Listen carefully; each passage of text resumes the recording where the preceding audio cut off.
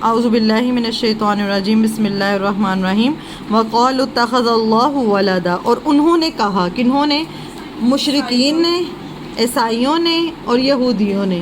مشرکین مکہ فرشتوں کو اللہ کی بیٹیاں کہتے تھے، اور یہود حضرت عزیر علیہ السلام کو اللہ کا بیٹا کہتے تھے، اور عیسائی حضرت عیسیٰ علیہ السلام کو اللہ کا بیٹا کہتے تھے۔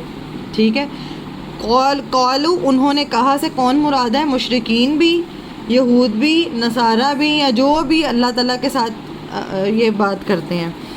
وقالو انہوں نے کہا، وقالوا اتخذ، اور انہوں نے کہا بنا لی اللہ، اللہ نے، ولدن کوئی اولاد، سبحانہ پاک ہے وہ، بل لہ ما فی السماوات والارض، بلکہ اسی کے لیے ہے جو کچھ آسمانوں میں ہے اور زمین میں ہے، کل لہ قانتون، اور سب اس کے فرما بردار ہیں۔ یہ آیت کو دیکھ لیتے ہیں، یہ جو مضمون ہے نا یہ والا، یہ قرآن میں بار بار آئے گا، اور یہ بڑا بنیادی ہے کہ یہ ہمیں کلیئر ہونا چاہیے۔ انہوں نے کہا کہ اللہ نے کوئی اولاد بنا لی ہے۔ اللہ کی کوئی اولاد ہے؟ ہو سکتی ہے؟ کیوں نہیں ہو سکتی؟ ہر چیز تو اللہ کی مخلوق ہے نا، اللہ کو کسی نے بھی نہیں پیدا کیا، اللہ کی مخلوق ہے۔ اب ہم نا اس کو تھوڑا سا اس اسپیکٹ سے سمجھیں گے کہ پہلے یہ سوچیں کہ اولاد چاہیے کیوں ہوتی ہے؟ اولاد کس لیے مانگتے ہیں ہم اللہ سے کہ اللہ مجھے اولاد دے دے؟ نسل کو بڑھانے کے لیے، نعوذ باللہ کہ جرکٹا ہو گیا۔ ہم کس لیے اولاد مانگتے ہیں؟ کہ ایک نسل بڑھانے کے لیے، بڑھاپے کا سہارا، کہ ہمارے بڑھاپے میں کام آئے اور اکیلا پن نہ ہو ہمیں، اور ہماری مدد کر سکے، ہمارے بازو بن سکیں، ہمیں اولاد ان سب چیزوں کے لیے جائیداد کے وارث بن سکیں۔ اچھا، یہ دراصل یہ ساری بات نا ایک انسانی کمزوری کو ظاہر کرتی ہے۔ انسان کمزور ہے نا، اسے سہارے کی ضرورت کیوں ہے؟ اسے بیٹوں کی ضرورت کیوں ہے یا بیٹیوں کی ضرورت کیوں ہے؟ کہ تنہائی، انسان کمزور ہے، بوڑھے ہو جائیں گے، اکیلے ہو جائیں گے، انسان مانگتا ہے، مانگنا چاہیے بھی، مانگے، یہ انسان کو چاہیے، اس کے بغیر کیا کرنا ہے؟ انسان مانگے اللہ تعالیٰ سے کہ اللہ تعالیٰ تو ہی دینے والا ہے۔ یہاں پہ یہ پتہ چلتا ہے کہ اولاد ہم کیوں مانگتے ہیں اللہ تعالیٰ سے؟ کہ میرے لیے، کہ میں مضبوط ہو سکوں، میں کمزور ہوں، بڑھاپے میں میرا ذرا خیال کر لیں گے، تنہائی میں میرا تنہائی کم ہو جائے گی، اکیلا پن، مصروفیت بھی ایک مجھے مل جائے گی، یہ چیز ہے، وارث بن جائے گا یہ اولاد، جو ہم نے بھی ساری بات کی، یہ سب کچھ ہے۔ اب آپ سوچیں کہ اب اللہ کو اولاد کی ضرورت کیوں نہیں ہے؟ کیا اللہ تعالیٰ کو کسی وارث کی ضرورت ہے؟ اچھا، ایک مثال ہے، سمجھ لیتے ہیں کہ ضرورت ہے، نعوذ باللہ سمجھ لیتے ہیں، استغفر اللہ۔ اللہ تعالیٰ کا اگر ایک بیٹا ہو، جو کہتے ہیں یہ اللہ کا بیٹا ہے، تو وہ کیسے کا ہوگا؟ بچے کس پہ جاتے ہیں؟ نہیں، بچے ویسے کس پہ جاتے ہیں؟ ماں باپ پہ، تو وہ تو اللہ تعالیٰ جیسا ہوگا۔ تو کتنے خدا ہو گئے؟ تو قرآن تو کہتا ہے کہ اگر دو خدا بھی، انہوں نے تو کتنے ہی خدا بنائے ہوئے ہیں نا، اگر اللہ کے علاوہ کوئی اور خدا بھی ہوتا تو کائنات کا نظام کیا ہوتا؟ نرم ورم ہو جاتا۔ ایک خدا، اب باپ ایک بات کہتا، بیٹا ایک بات کہتا، باپ کہتا آج دھوپ نکلے گی، بیٹا کہتا نہیں آج تو بارش ہوگی، باپ کہتا نہیں یہ جو میں نے مقدس کو پیدا کیا ہے یہ جو ہے نا یہ لڑکا ہوگی، ایک کہتا نہیں جی یہ تو لڑکی ہوگی، ایک کہتا نہیں کچھ اور ہوگا، میں نے اس کو کسی اور جانور کی شکل۔ انسان سوچ سکتا ہے یہ بات؟ آپ سوچیں نا، پھر آگے سے اس کی اولاد ہوتی تو پھر کیا ہوتا؟ پوری کائنات جو چل رہی ہے نا، یہی اس بات، ایک عورت تھی، اس نے کہا کہ میں یہ جو چرخہ کاٹتی تھی وہ، اور اس نے کہا میں نے اسی سے خدا کو پہچان لیا۔ کیسے؟ وہ کہتی اس کو چلانے والی میں ہوں، تو یہ ایک سمت پہ میری مرضی سے چل رہا ہے۔ اگر میرے ساتھ ایک اور ہوتی نا، کوئی اور اپنی، تو وہ اپنی مرضی کرتا، میں اپنی مرضی کا ڈیزائننگ کروں، جو مرضی کروں، یہ میری مرضی ہے۔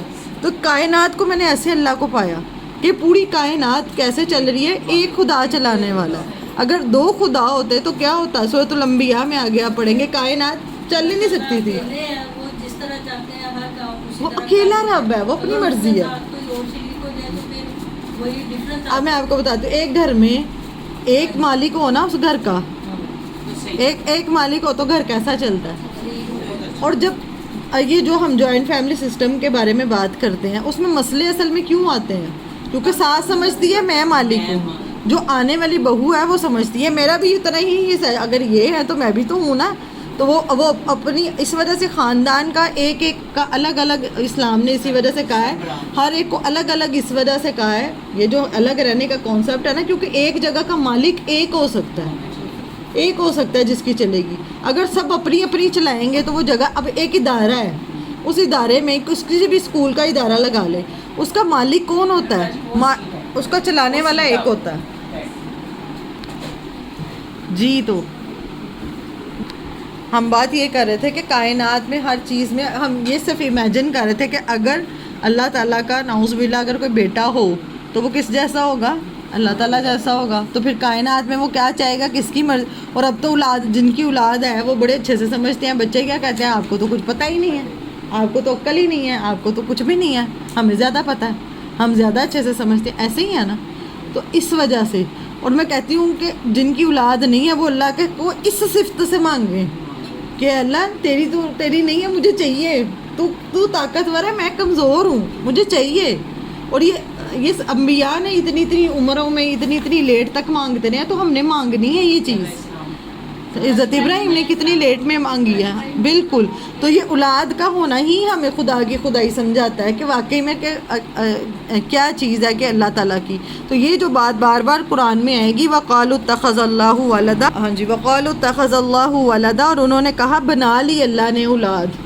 ٹھیک ہے. آگے جا کے آپ قرآن میں پڑھیں گے کہ یہ کہتے تھے جو مشرکین مکہ تھے، جو مکہ میں رہنے والے لوگ تھے، وہ کہتے تھے کہ جو فرشتے ہیں نا، فرشتے کون سے ہیں؟ جتنے بھی ہیں، جو بڑے ہیں وہ بھی، اور جو مطلب جتنے بھی فرشتے ہیں، وہ کہتے تھے یہ اللہ تعالیٰ کی بیٹیاں ہیں.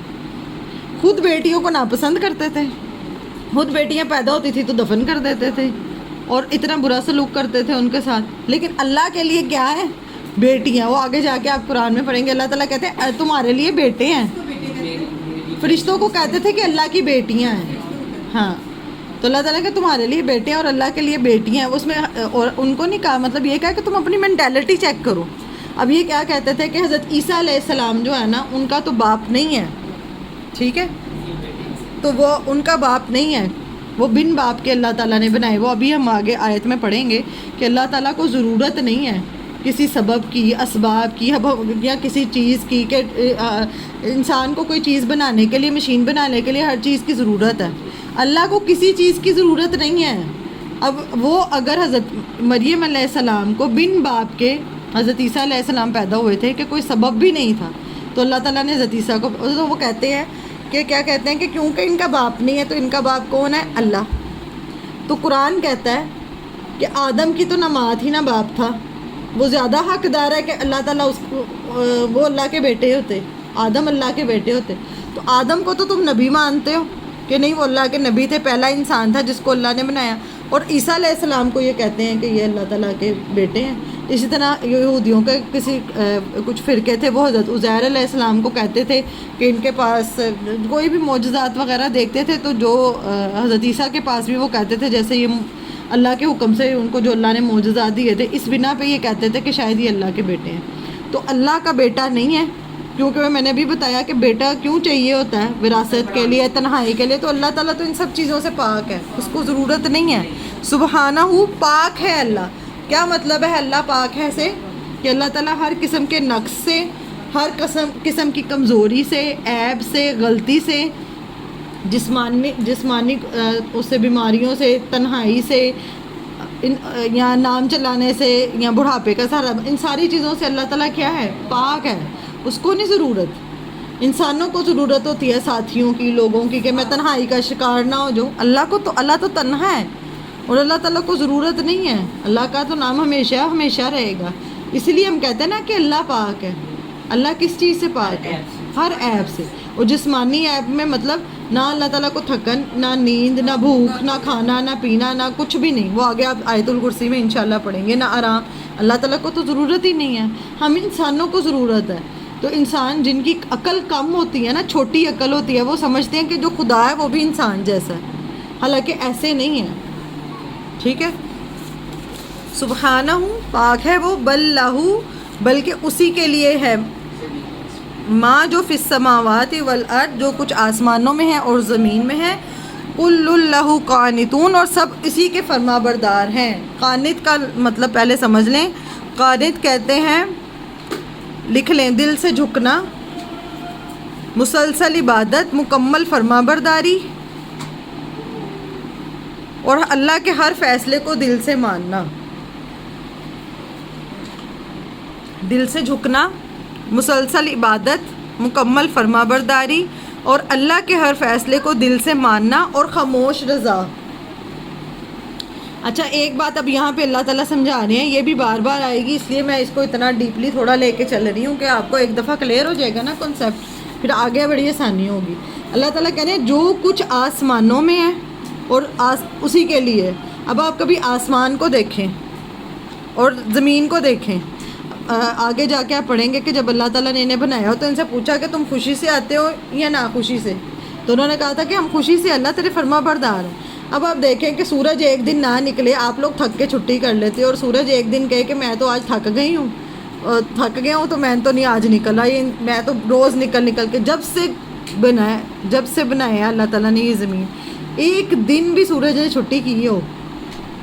آ رہا ہے نا؟ چاند اپنے وقت پہ آ رہا ہے؟ چاند کہے کہ نہیں میں نہیں آ رہا، آج میرا موڈ نہیں ہے، یا دوبارہ کہتے ہیں کہ اللہ آج مجھے ڈیوٹی دے دی، اور جو ستارے ہیں وہ نہ نکلیں، یا جو زمین ہے جو آپ اتنی مطمئن ہے، زمین کہے کہ میں تو بس تھک گئی ہوں، یہ اپنے اندر میں تو فل ہو گئی ہوں۔ زمین میں ہم کتنا کچھ دباتے ہیں، میں بس باہر نکالنے لگی ہوں سارا کچھ، ایسے ہے۔ آپ کائنات کی کسی بھی چیز کو اٹھا کے دیکھیں گے نا، وہ اللہ کی پوری طرح فرما بردار ہے۔ آسمان سے بادل بارش جتنا قطرے برسنے تھے، جس جگہ پہ برسنے تھے اتنے ہی برسنے ہیں۔ اور جو قانت ہے نا، خاموش رضا، یہ قانت کا لفظ نا آپ ایک مثال سے سمجھیں گے۔ اگر ایک کسی کا بچہ ہو اور ماں باپ اس کو کوئی حکم دے پانی لا دو، اور وہ فوراً نہ اس کے ماتھے پہ بل، نہ وہ پٹک کے، نہ کچھ اور کے مجھے ہی کہی جاتے ہو جیسے کرتے ہیں ہمارے بچے، جیسے کہا ایک سیکنڈ سے پہلے وہ فوراً سے پہلے چاہے لیٹا چاہے جس میں اٹھ کے فٹافٹ آپ کی خدمت میں پیش کر دیں۔ آپ نے منہ سے ایسے نکالا اور وہ ایسے، اس کو کہتے ہیں فرما بردار اولاد، جو ہم سب مانگتے ہیں کہ ہمیں دے۔ قانت کا مطلب یہ ہے کہ آپ نے بھی کہا اور اس نے فوراً خاموش رضا، اور فوراً ایسی رضا کہ جس میں ایک تو رضا وہی ہے کام تو کر دینا پر رو پٹ کے کرنا، ٹھیک ہے نا، کرنا تو ہے۔ جیسے کچھ لوگوں نے نماز پڑھنی ہوتی ہے تو کچھ لوگ خوشی سے پڑھتے ہیں، ٹھیک ہے، اور کچھ ایسے ڈیلے کر کے سستی سے اور اس چیز سے کہ کیا پڑھنی تو ہے لیکن ٹائم ہے ضائع ہو جائے، بالکل۔ تو یہ جو لفظ ہے نا قانت، یہ اللہ تعالیٰ نے قرآن میں حضرت مریم کے لیے استعمال کیا ہے کہ وہ اللہ کی بڑی فرما بردار تھی، اور حضرت ابراہیم کے لیے اللہ نے یہ لفظ استعمال کیا کہ وہ جب کہا کہ بیٹے کو ذبح کرو، اور اللہ نے کہا ہے کہ پوری امت کے برابر ابراہیم قانت تھا، پوری امت کے برابر۔ آپ پڑھیں گے انشاءاللہ سورۃ النحل کی آیت نمبر 120 میں ہے کہ اللہ تعالیٰ وہاں پہ انشاءاللہ آپ جا کے پڑھیں گے کہ پوری امت کے برابر ایک بندہ کتنا کو فرما بردار ہو کہ اللہ پوری امت ایک فرما برداری کرے، اور ایک اکیلا بندہ ایک فرما برداری کرے ایک برابر، کتنی کی فرما بردار ابراہیم علیہ السلام ہوں گے۔ اور یہ قرآن میں آتا ہے جو عورتیں تہجد گزار ہوتی ہیں نا، بہت عبادت کرنے والی، وہ بھی آگے انشاءاللہ آپ پڑھیں گے، جو تہجد کام کر کے تھکی ہوئی، پتہ بھی ہے کہ جسم ٹوٹ رہا ہے تھکن سے، لیکن پھر بھی وہ اب تہجد میں اللہ کے ساتھ وہ جو وقت گزارنا ہے نا خوشی سے، ان کو قانت کہا جاتا ہے۔ اور وہ اللہ کی کوئی خوش قسمت ہی ہے جو قانت ہوتے ہیں نا، جیسے کہتے ہیں نا اولاد ایسی جس کو مل جائے اس کی کیا وہ کہتے ہیں دنیا ہی جنت ہو جائے اس کی، تو کیا بات ہے نا، کتنی اچھی بات ہے کہ کسی کی اولاد اتنی فرما بردار ہو۔ کوئی اللہ کا کوئی ہوتا ہے جس کی ہو، اتنی بہت مشکل ہے، اور اگر کوئی اتنا فرما بردار ہو تو یہ اللہ کا ہی کوئی خاص کرم ہوتا ہے کہ کوئی ہو۔ قانت تو ان کی سمجھ آ گئی کہ آسمان، حضرت حاجرہ جو ہیں ان کے بارے میں بھی دیکھیں قرآن میں آیا ہے، لیکن صفت آئی ہے۔ حضرت اسماعیل کے بارے میں بھی انبیاء کی آگے آپ صفت پڑھیں گے، ان کے اندر یہ صفت کافی زیادہ تھی قانت کی، فرما برداری کی۔ حضرت حاجرہ کو جب کہا کہ بچے کو ذبح کرنا ہے، کہ چھوڑ کے جانا ہے وہاں پہ بیابان میں چھوڑ کے جانا ہے، انہوں نے کہا کیا اللہ کا حکم ہے؟ انہوں نے کہا، تو انہوں نے خاموش رضا جو ہے نا اس کو قانت کچھ نہیں کہا، انہوں نے کہا پھر اللہ نہیں ہمیں ضائع کرتا۔ تو یہ چیز ہے قانت ہونا، سمجھ آ گیا کہ خاموش رضا کہ آپ راضی ہیں۔ ایک چیز وہ آپ دیکھیں، پوری زمین، آسمان ہر چیز اللہ کی فرما بردار. کیا یہاں پہ ایک پتا بھی اللہ کی مرضی کے بغیر ہل سکتا ہے؟ کیا میں نے اپنا نام اپنی مرضی سے رکھا؟ ہم نے اپنے ماں باپ اپنی مرضی سے چوز کیے، اپنے بہن بھائی، اپنا شوہر، اپنے بچے، اپنا گھر، کچھ مرضی ہے انسان کی، لیکن ہم پھر بھی اللہ کے حکموں پہ راضی نہیں ہیں. ہم نے پیچھے بار بار میں راضی ہوں اللہ کہ تو نے مجھے اس شکل میں بنایا، مجھے اس قد میں بنایا، مجھے ایسی جسامت دی، کیا ہم راضی ہیں؟ کیا ہماری مرضی کا تو کچھ بھی نہیں ہے، کچھ بھی نہیں ہے اور ہونا بھی نہیں ہے. تو وہ ہے نا ڈاکٹر اسرار یہ کہتے ہیں رضائے رب پہ راضی رہے، یہ حرف آرزو کیسا، یہ ہو جائے وہ ہو جائے ایسے ہو جائے ویسے، جو ہونا تھا جیسے ہونا تھا جہاں مقرر تھا ویسے ہی ہو رہا ہے. جو چیز تمہیں ملنی ہے اس کا وقت مقرر ہے اور تمہیں تب ہی ملنی ہے. ہم روتے رہتے ہیں مجھے یہ مل جائے وہ مل جائے، نہیں یہ ہو جاتا تو صحیح تھا پھر میں راضی ہوں. اپنے آپ سے پوچھے نا کیا آپ راضی ہیں؟ نہیں، کوئی بھی راضی نہیں ہے. یہ ہو جائے تو میں راضی ہوں، یہ ہو جائے تو میرا وہاں تک پہنچیں گے تو یہ مل جائے، پھر کہنا نہیں یہ تھوڑا سا اور ہو جائے تو میں راضی ہوں. رضائے رب پہ راضی رہے، یہ حرف آرزو کیسا کہ یہ ہو جاتا وہ ہو جاتا، ان سب کو نکال کے نا آسمان اور زمین جیسی فرما برداری ہونی چاہیے انسان کو کہ اللہ تعالیٰ میں راضی ہوں. انسان کو اللہ تعالیٰ نے اختیار دیا صرف انسان کو، اور وہی اتنا زیادہ نافرمان اور اتنا ہی نافرمان ہے اتنا، اور ہم اللہ کی رضا میں راضی نہیں ہیں. اللہ کی رضا میں خاموش راضی ہم ہونا شروع ہو جائیں گے نا تو وہ ہے قانت. اور جو قانت ہوتا ہے ان کو تو اللہ تعالیٰ نے کہا دنیا اور آخرت دونوں میں اتنا اجر ہے ان کے لیے. آپ سوچیں آپ کا جو بچہ فرما بردار ہے اس کے لیے آپ کیا کرنے کو تیار ہو جائیں. صرف ایک چھوٹی سی مثال ہے، حالانکہ وہ اس چیز کے ذرہ برابر بھی کچھ بلکہ اس سے بھی کم کچھ بھی قریب نہیں ہے. صرف سمجھانے کے لیے آپ کا ایک بچہ فرما بردار ہے تو آپ کا کیا لیول ہو گیا. آپ تو ماں باپ کیا کرتے ہیں پھر؟ حالانکہ اولاد فرما بردار بھی نہیں ہوتی، کچھ اولاد وقتی طور پہ میٹھے ہو جاتے ہیں جائیداد نام لگوانے کے لیے، یہ کچھ بھی وقتی طور پہ کچھ کرتے ہیں مینیپولیٹ پیرنٹس کو بھی، ان کے لیے ماں باپ سب کچھ دینے کو تیار ہو جاتے ہیں. تو جب ہم اللہ کی رضا میں راضی ہونے والے ہو جائیں گے، اللہ میں تیرے لیے راضی، تو کیا وہ رب کی عنایت ہے؟ آپ سوچیں اللہ کو ہم پہ کتنا پیار رہے گا، لیکن ہم چاہتے ہی نہیں ہیں. ہم وہ کرنا چاہیں گے تو ملے گا نا. اور آگے بدیع السماوات والارض، بدیع کہتے ہیں، یہ لفظ بھی لکھ لیں، بدیع کہتے ہیں ایجاد کرنے والا. مطلب اللہ تعالیٰ کو کسی اس کی ضرورت نہیں ہے، کسی مشین کی، کسی سہارے کی.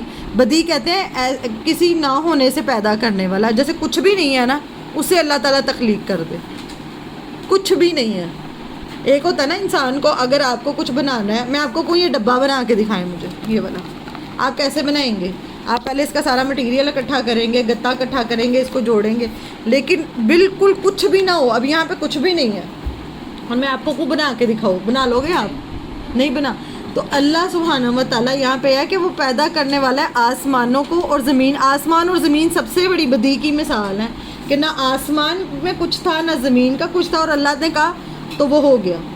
وَإِذَا قَضَىٰ أَمْرًا فَإِنَّمَا يَقُولُ لَهُ كُن فَيَكُونُ. اور جب وہ فیصلہ کرتا ہے کسی کام کا تو کہتا ہے ہو جا، تو بے شک وہ کیا ہو جاتا ہے؟ ہو جاتا ہے. اس کا کیا مراد ہوا کہ اگر اللہ تعالیٰ نے آپ کی زندگی میں کوئی ایسے مسئلہ ہے، کوئی چیز نہیں آئی ہے جس کی آپ کو لگتا ہے، تو اللہ تعالیٰ کے اختیار میں ہے. وہ جب چاہے گا، جب وقت مقرر ہوگا، اللہ سبحانہ و تعالیٰ آپ کو نواز دیں گے اس چیز سے. ہم کہتے ہیں نہیں ہمیں ابھی فوراً ہی جو میں چاہ رہی ہوں نا ویسے ہو جائے. آپ کو کیا پتہ ہو آپ اپنے لیے شر مانگ رہے ہوں، اور زیادہ تر انسان اپنے لیے شر ہی مانگ رہا ہوتا ہے. اس لیے دعا کرتے وقت بھی سوچنا چاہیے کہ میں اپنے لیے کہیں شر تو نہیں مانگ رہا. سوچ سمجھ کے دعا کرنی چاہیے.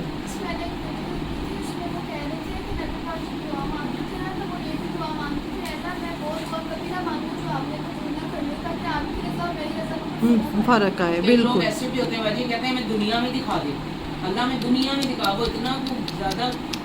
تو پھر آخرت میں کوئی حصہ نہیں ہے نا. اللہ نے کہا ہے قرآن. اچھا دیکھیں انسان کی کم عقلی کہ اللہ مجھے دنیا بھی دے، مانگنے میں ہی وہ عقل چھوٹی ہے نا کہ اللہ نے تو دے دینا ہے کہ اللہ دنیا اور آخرت دونوں میں مجھے عطا کر. تو اللہ تعالیٰ نے دنیا میں تو آپ کے کہنے سے بھی اتنا ہی ملے. اگر آپ کہہ رہے ہو کہ ہمیں دنیا میں ہی نعوذ باللہ کچھ کہتے ہیں دے دے، تو اتنا سے ہی ملے گا جتنا مقرر ہے. بھی کہتے ہیں دے دے. تو استغفر اللہ، نا اپنے لیے شر نہیں مانگنا چاہیے، دنیا بھی مانگو اور آخرت بھی مانگو. بدیع کی سمجھ آ گئی؟ بدیع مطلب نئے سرے سے اللہ تعالیٰ پیدا کرے، اور ایسے پیدا کرے کہ کچھ بھی نہیں تھا اور اللہ کو کسی مشین کی، کسی سبب کی ضرورت نہیں ہے. اور اس کی مثال سب سے بڑی حضرت عیسیٰ علیہ السلام تھے، جن کو جو اولاد مانگتے ہیں اللہ تعالیٰ سے، تو اللہ تعالیٰ کو تو ضرورت نہیں ہے کہ سبب ہوگا سب کچھ ٹھیک ہوگا، اللہ تعالیٰ تو دینے پہ قادر ہے، وہ جب مقرر ہوگا وہ تمہیں دے دے گا، جب وقت جس جان کا آنے کا وقت مقرر ہے وہ تمہیں دے گا. ہمارے مانگنے اور کچھ چیزیں ہوتی ہیں کہ اللہ تعالیٰ اس وجہ سے ہمیں ویٹ کروا کے دیتا ہے کہ ہمیں قدر بھی آئے. اب جو اپنے گھر کے لیے پریشان ہیں، جو کرائے پہ رہتے ہیں، اگر آپ کرائے پہ ہی نہیں نہ رہے تو آپ کو کبھی اپنے گھر کی قدر ہی نہیں ہونی، اپنے گھر کی چھت کا کیا مزہ ہے وہ سمجھ ہی نہیں آنا. تو یہ جو وقت اللہ تعالیٰ گزارنے کے لیے دیتے ہیں نا تھوڑے ٹائم کے لیے، وہ یہ اس لیے ہوتی ہے کہ ہم اس میں سے گزریں گے تو اللہ تعالیٰ ہمیں بہتر سے نوازیں گے، قدر آئے گی. اور کائنات کی زمین و آسمان، چاند ستارے سورج، یہ جتنی چیز بھی ہے یہ بھی بدی کی مثال ہے. جیسے میں ایک آخری مثال دے کے تو یہ بند کرتی ہوں. جیسے ابھی میں یہاں پہ ٹیچر کو کہوں یہ لائٹ آن کر دیں تو وہ کیسے آن کریں گے؟ وہ بٹن دبائیں گی تو لائٹ آن ہوگی نا. تو اللہ سبحانہ و تعالیٰ کو اس کی بھی ضرورت نہیں ہے، اتنی سی بھی مشینری کی، اتنی سی بھی کسی چیز کی کہ کچھ ہوگا تو وہ کام ہوگا، اس کی بھی ضرورت نہیں ہے. اللہ نے کہنا ہے کن کا کیا مطلب ہے؟ ہو جا، فیکون، تو وہ ہو جائے گا. ٹھیک ہے، یہیں تک ہی آج کرتے ہیں، انشاءاللہ پھر کل کریں گے. دعا کر